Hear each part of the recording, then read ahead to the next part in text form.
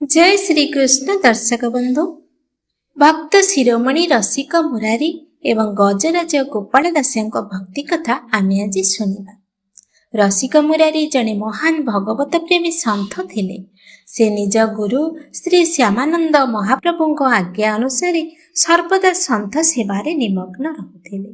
से केबे काहाको कटुवचन कहु नथिले किंबा काहाठारे दोष दर्शन करू नथिले। थरे जने भक्त सन्थ सेवा पाई श्यामानंदଙ୍କ नामरे बहुत जमी दान करिथिले। सेही जमीरु उत्पन्न अन्नरे प्रतिदिन साध सेवा और भंडार हेउथिला। किंतु सेठाकार नवाब अत्यंत दुष्ट प्रकृतिर थिला। से जने सन्थक पाखरे इते संपत्ति देखि ईर्षान्वित होई सबु जमी और आश्रमर मूल्यवान सामग्री जबत करने को आदेश दिला एवं सन्थ मानकु अपमानित कला।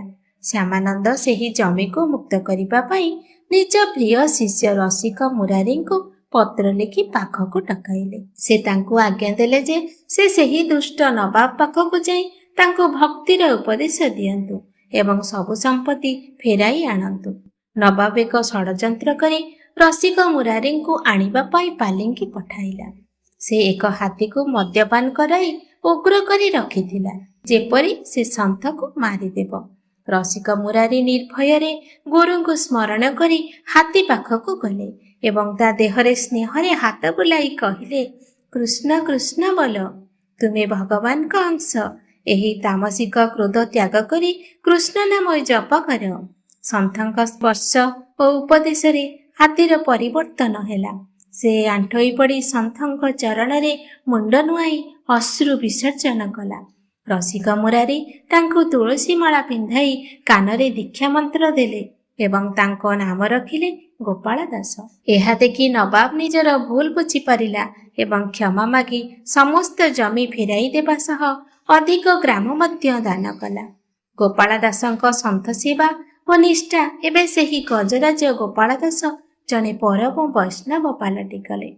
से सन्थ मानक झूठा प्रसाद पाउथिले एवं सन्थଙ୍କ सेवा पाई बजाररू पनीपरिबा कपड़ा और कंबल बोही आणुथिले। थरे किछि व्यवसायी अभियोग कले जे गोपाल दास सेमानक शस्य खाई जाउछन्ति।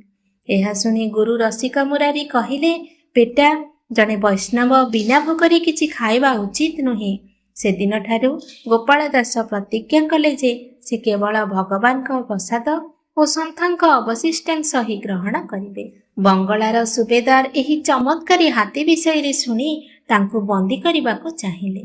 सैन्य माने विफल हेबारु जने दुष्ट व्यक्ति साधु वेश धारी गोपाल दासଙ୍କ पाखकु गला। साधु वेश देखि गोपाल दास सम्मान रे मुंड नुआइले एवं सेमाने तांकु बंदी करी नै गले। सुबेदारଙ୍କ पाखरे गोपाल दासଙ୍କୁ बहुत खाद्य दियागला। किंतु गुरुଙ୍କ आज्ञा पालन करी से जल किंबा अन्न किछि भी ग्रहण कले नाही।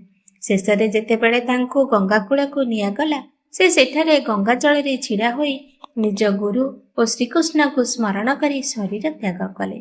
जने महान जोगीଙ୍କ भଳି गजराज गोपाल दास परम गति प्राप्त हेले। एही प्रसंगरु हमको एया शिक्षा मिलुछि जे भक्तिर प्रभाव रे पशु मध्य परम वैष्णव होई पारे। गुरुଙ୍କ चरणरे आश्रित होई सेवा और नाम जप कले एही जन्म रे भगवत प्राप्ति संभव होई पारिबो।